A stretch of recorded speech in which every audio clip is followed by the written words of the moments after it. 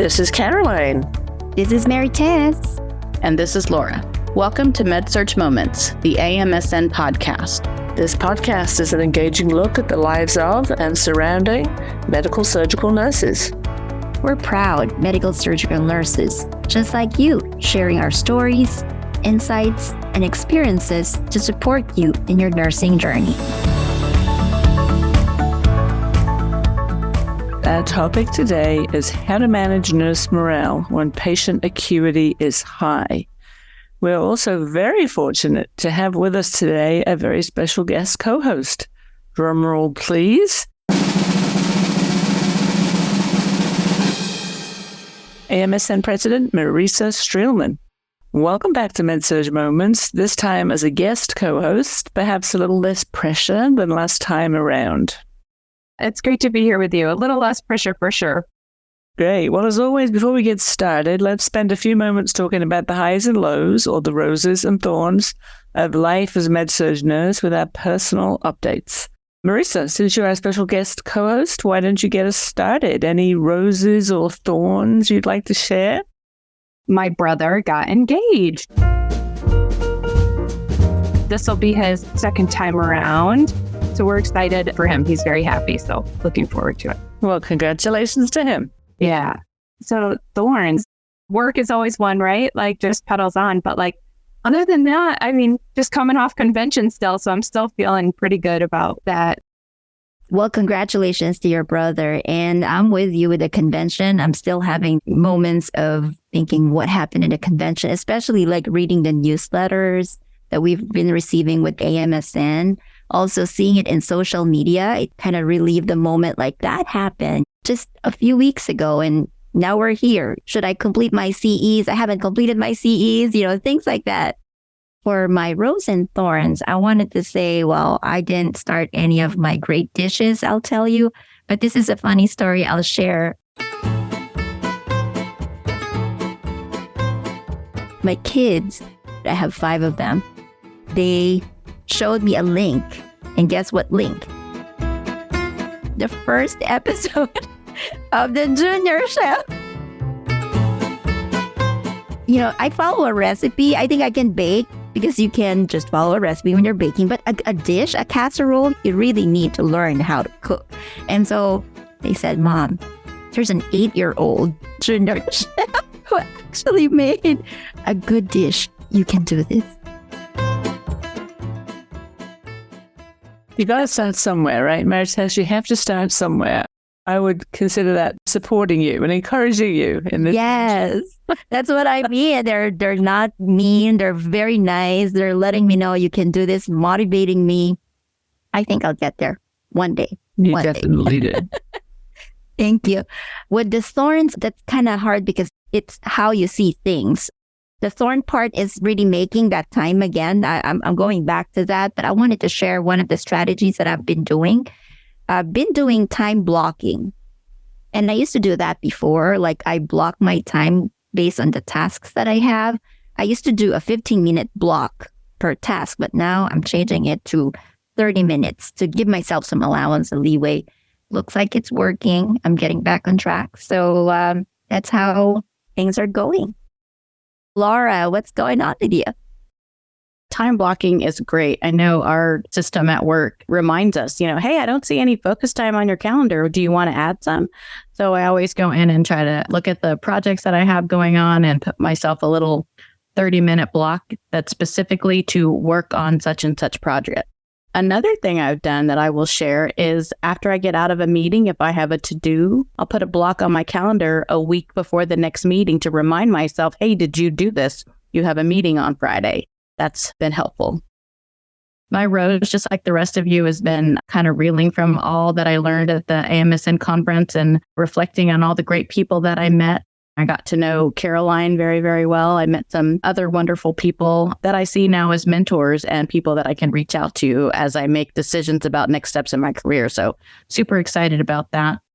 My one thorn at work right now, as of September 1st, there were some changes in the law that reflect how we do some practicing at work. So I'm trying to take that information and work with our legal team and put that into education for our staff to let them know about the changes that went into effect and how that affects our policy. I was not a lawyer. I do not understand a lot of legal speak, so that's been a bit of a challenge for me, but I welcome it and I'm excited to get this project done and put that over in the win column. Caroline, what about you? Well, I'll start with the thorn, and I think I can speak for all of us here, of course. Neil is not with us today.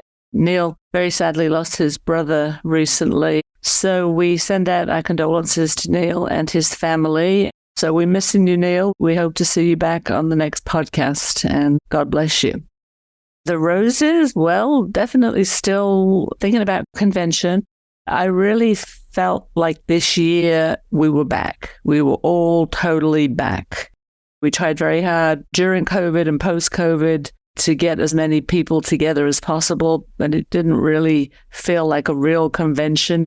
This year, it was full-on real convention. The speakers were amazing, and I personally don't object to Las Vegas. A lot of people don't think it's a good place to be, but as Laura will attest, I dragged her to every concert she agreed to go to with me.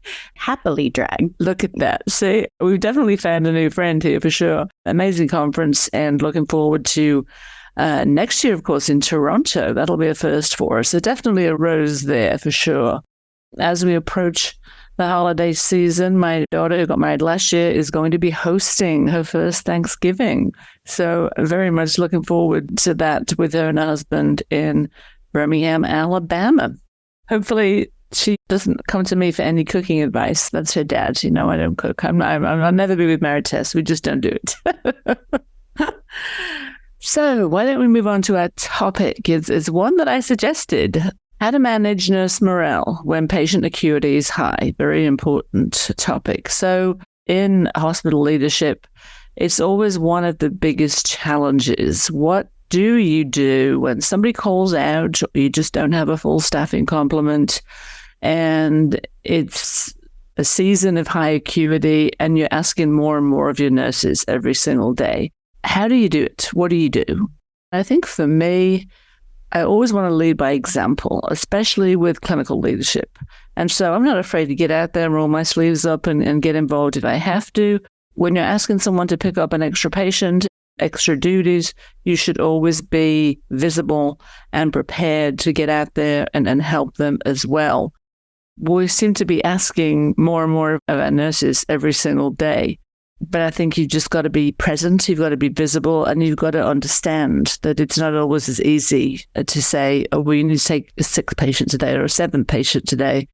Laura, what are your thoughts and experiences on this? I think it's a very, very, very important topic. Nurse morale can make or break your shift. The team that you work with, when everybody has got a low morale, it really makes your job a little harder. So it's important to kind of foster those relationships with your coworkers. But also you've got to be able to pull together when you have a really bleak situation staring at you. Yep. I can also say from experience that sometimes those shifts that we started out knowing it was going to be bad, I've walked away feeling like we accomplished something because we did pull together. And when we walked out at the end of the shift, we did that. We did that together. We got through it. But it's important to kind of take a minute before you start. That pre-shift huddle has got to revolve around pointing out what are our resources? What can we do? What do we do if this happens? And you've got to have a plan. Buddy up so you've got somebody right with you that you can ask for help. Check in on your coworkers when you have a minute because you know everybody's swamped. That pre-shift huddle has got to be important. It's got to kind of rev everybody up to take on that shift. I was a manager and I was constantly struggling to get staff in when we were low because I didn't want my staff to work short. And I remember having conversations with some of my staff members that said, when I see your phone number, call me when I'm off, I can't answer it. I can't answer it because I will feel guilty for not coming in. And I think you've got to be okay with that. When you've got to take care of yourself, it's okay to not answer that phone. And you've got to give yourself a little grace. It's funny that you mentioned this, Laura, and grace is very important traits to be able to tap into. I was teaching a group of nurse leaders a few weeks ago. They wanted advice and guidance on leadership and tips of the trade. The ACNO, who attended the whole thing, and I was really excited about that, said back in the day, before cell phones, we carried pagers. And we knew that if that pager went off, it was a true life-threatening emergency. Now, unfortunately, we've allowed ourselves to become slaves to our cell phones. And so we have this true 24/7 accountability for things that really, truly could be handled, perhaps, when you get to work. It's a very delicate balance between being visible and rolling your sleeves up and then saying, okay, we have to pull together with what we've got and the resources that we have, like you just said. And while it's okay to text me, think before you text kind of thing, or think before you call, because then the true life-threatening emergencies get so diluted that you're not there when you need to be. So that just made me think about that when you said that. Also, when you're not taking care of yourself, you can't be at your best, and Right. you can't be there for your coworkers in those moments. So, Caroline, you brought up a memory from me when I was a newer manager, rolling up my sleeves and helping out. And when I was a manager at Northwestern, the dress code was business. So I was in these suits all the time and high heels. And I'm in there and I'm answering call lights and I'm wiping people and bathing and turning and all this. And the nurse is like, what are you doing? You're all dressed up. And I'm like, I can answer a call light. I'm still a nurse. I think the staff always did respect that when you could come into a situation and help, even if it was just answering call lights, talking to patients. Yeah, Things like that. Something. The funniest thing is when you go down to the OR to get scrubs, but you realize you don't have tennis shoes. So you're wearing scrubs, but you're wearing heels with them. I mean, that's just the look to be framed. Yeah, but what you said, just answering that call light or going and talking to a patient, the tiniest bit can make the big difference for the nurse on the floor. So it takes everybody pitching in. And I think I like the fact that you guys set the example. It's like if you're the leader, you're setting the tone. If your team is seeing that you're willing to go an extra mile, they will definitely do that extra mile. I also wanted to emphasize that as leaders, we Med Surg nurses, we mention this all the time. It may not be a formal title that you're the charge nurse, or maybe it's set out as your charge nurse probably said, okay, we're having this, you're taking another patient. It is really up to you how to put that mindset in and say, you know what? It's okay. It's okay. I will find someone if I need help. I need to use my chain of command. I think it's very important for us to understand that this is a situation, but how can you find solutions to these situations? It does bring down morale. I would share an example. I remember one of the step-down units in our floor in a Med Surg unit, it was full. And so they didn't have any beds to put in the step-down unit. And so what they're doing is they're putting them in our Med Surg unit. And I already have 5 patients, added 2 more, discharged 2, added 2 more step-down. Guess what? I ended up with 7 step-down patients. And I didn't realize at first, like how you're like, okay, I'll take it, no problem, because I don't complain. Maybe that's a bad part too, right? But I was like, I have 7? What is going on? So I had to stop and talk to the charge nurse and say, I'm okay taking all these patients, but I don't think it is safe. And it really brought me down. Like I really wanted to kind of like cry at that time. And she said, I didn't realize either that I'm doing it. And so we sat down and I said, maybe we can give this patient to this patient or give me like a break. Because I realized that when it was already like 3 a.m.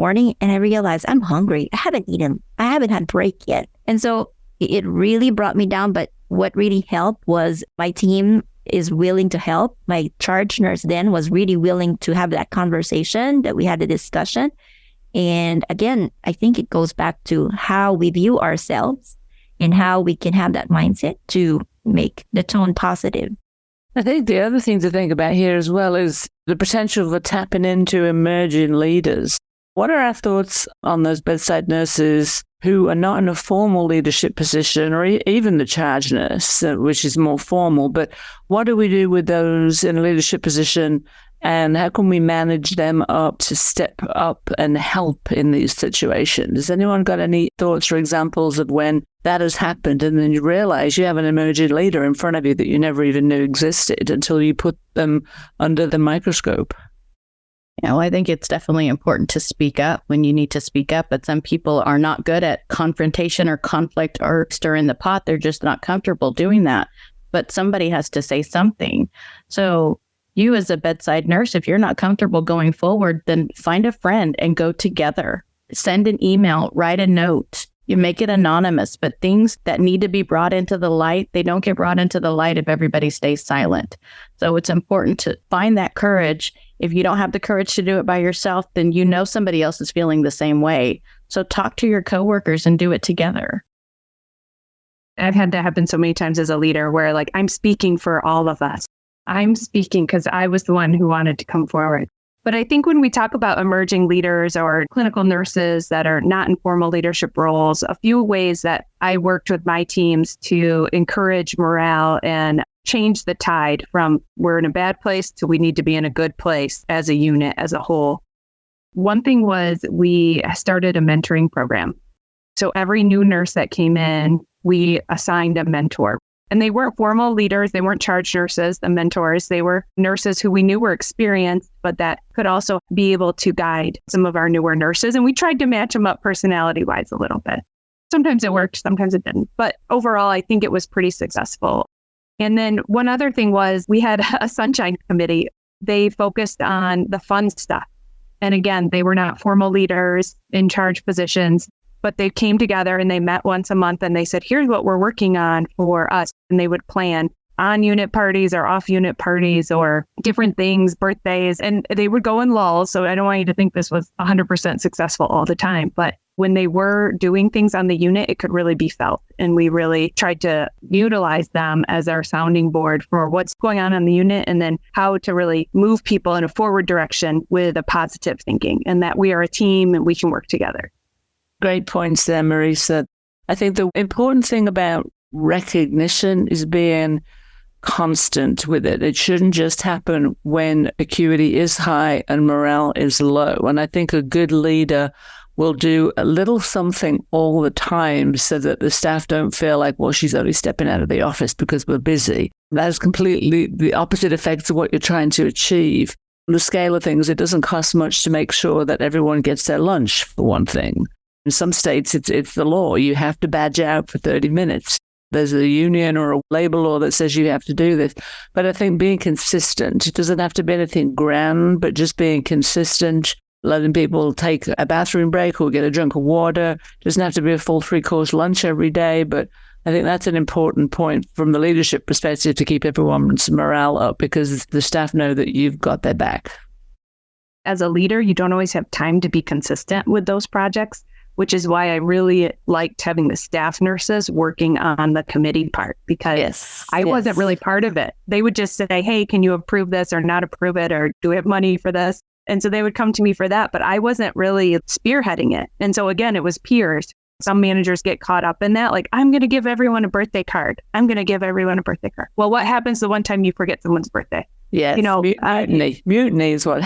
Yes, mutiny, credibility, everything shot. And you're like, well, I was just busy. And managers are people. They do get busy. So that was one of the reasons, too, that I really supported them because I thought it was an extension of what I would like to do, but didn't have time to do. The other thing I think with morale is we expect our nurses to obviously get a report and plan their day out. We know what the shift is going to look like more or less. I don't think it hurts to share as a leader what you've got on your agenda on any given day, especially if it's a day where your door is closed because you are doing a report or you're interviewing. Interviewing takes a long time, but interviews, of course, are so important because they're going to get people in the door. And I don't think it hurts to let everybody know what your day looks like because then it lets them know that you have a job to do as well, but you're still there for them. It's all part of the role. As you mentioned in our previous episode about vulnerability, it never hurts, I think, to share what's on your plate for the day, personally and professionally. And I think that can help the staff then realize that you're credible and you're genuine and you want to help them. I used to do that, Caroline, as the manager. I would put my schedule, my Outlook schedule, calendar schedule for the on the week, door or outside? on the door, outside the door. Yep. So that if they came by my office, they could see, oh, she's in a meeting or she is not in the office or she's whatever. It is for the day. And we actually wrote it on we call them dailies, but we wrote them on the sheets where the nurses had their assignments. If I was there or the supervisor, if one of us was off, we put that in the scheduler so they could see who was on and who was off. And we were really transparent with our schedule, which I think is huge. And I will say one other thing, which maybe helped those emerging leaders with maybe next steps. I offered any nurse that wanted to shadow me for a day could shadow me. And so I got about 5 nurses who wanted to do it. And once they did it, they were like, oh my goodness, what is this? Like, this is a lot going on. And they're like, you do advocate for us. And I said, yes. And sometimes the decision's already made, so you just have to manage it the best way you can. So it was a really great experience. And then they really know if leadership is for them as well. Yeah, exactly. Does anyone have any thoughts about nurse leader rounding? How does that help with nurse morale?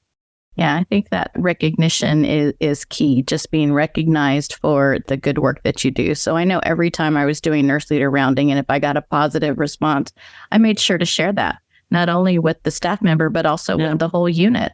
Look at this wonderful feeling that this patient had. This nurse and this tech have been taking great care of them by doing. I try to be specific about what they actually did, because anybody can say, oh, yes, they've been a great nurse. Maritess explained every single one of my medications for me. And even when I had a question, she asked me before I even had a chance to add her. She picked up on that for me. And I always feel like I can contact her. Something specific like that. That recognition can go a long way. I have a slogan with nurse leader rounding, or when you're rounding with someone, you have to praise in public and you have to coach in private.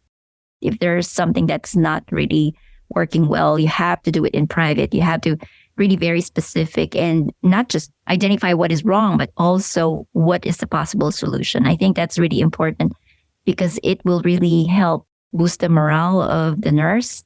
We are always too hard on ourselves. Nurses are hard on ourselves all the time. We always want to do the right thing. And so if you point out something that is not good, they take it seriously. They take it really hard on themselves. And so it's so important to really praise others. And I think it's culture. You have to build that culture as a leader. And if that culture is not there, if you're an informal leader, you probably be that person to start that culture. Consistency as well is so important. I think I heard your story about giving birthday cards to everybody and you miss one. Right? That's okay. It becomes very inauthentic. Why are you doing that? I think it's so important that you need to be authentic, you need to be consistent, but also you really are doing it because you wanted to do it. You want to say it because you wanted to say nice things, not because you wanted to say it because it's something that you think will increase the morale of the staff. So a lot of great things that we're talking about here. I think being kind. I heard Caroline so many times in our previous podcast, be kind and be compassionate with others. That's the key. Yeah, we expect so much from our bedside nurses, our bedside nurse leaders, really. They're leaders in patient care, and we need to recognize that, support that, and do anything that we possibly can to keep them motivated to do the best job that they possibly can. And I think now, finally emerging from the acuity of COVID, it's made everyone look a lot differently at the profession and what it's all about. And the ones that are still there are the ones that we need to thank each and every day, because so many people chose to leave for whatever reason. The people that are at the bedside now truly want to be there.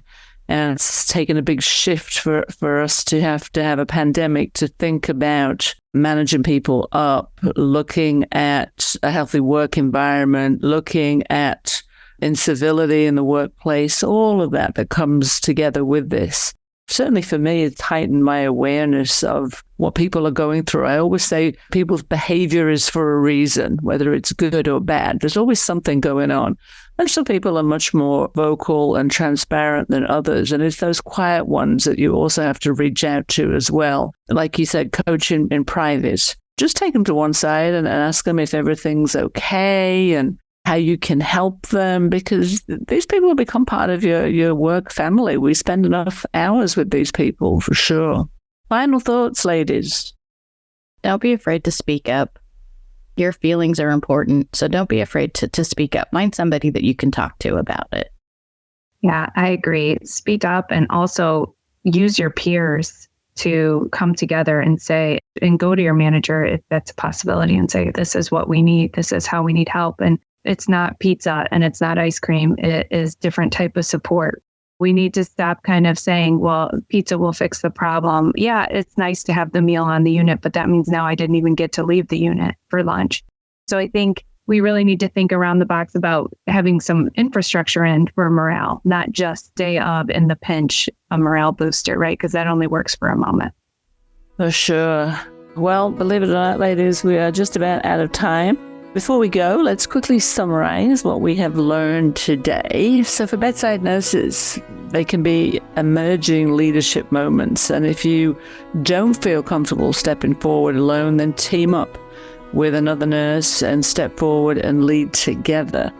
From the nurse leader's perspective, lead by example. Don't be afraid to roll up your sleeves and get out there. A very important message for everyone. You have to take care of yourself first before you can take care of each other's. You know, you put on that oxygen mask first, as they tell you on a plane every time you get on there. Remind your team, it takes everyone pitching in and helping each other out through these moments of high acuity, and pay close attention and know when others really truly need a break. Be consistent in taking care of your team and each other, regardless of the patient acuity level. That will certainly help you with your credibility as a leader. And if you are a nurse leader, don't be afraid to let the team know what's on your plate for the day, especially if you're going to be behind a closed door. Recognition is always important. Praise in public and coach in private.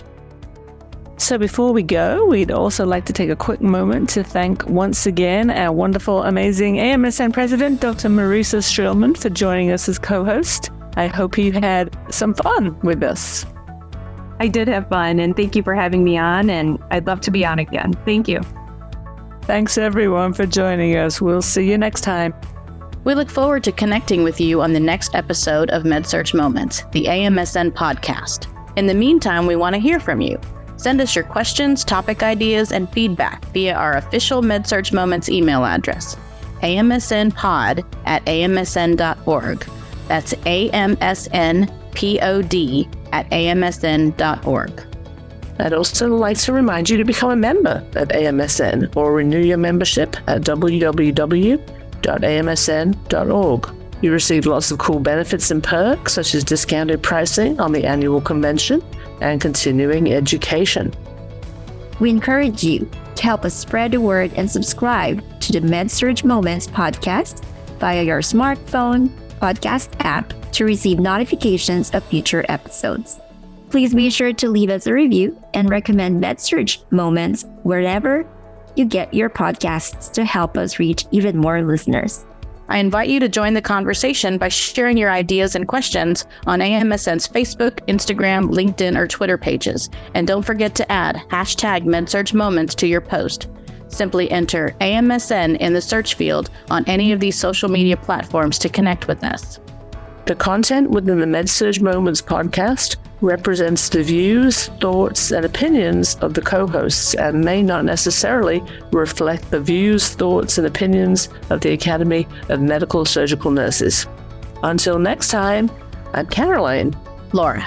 And this is Maritess. And always remember, Med Surg Moments is a moment in our lives, a moment in our Med Surg careers that makes a huge difference.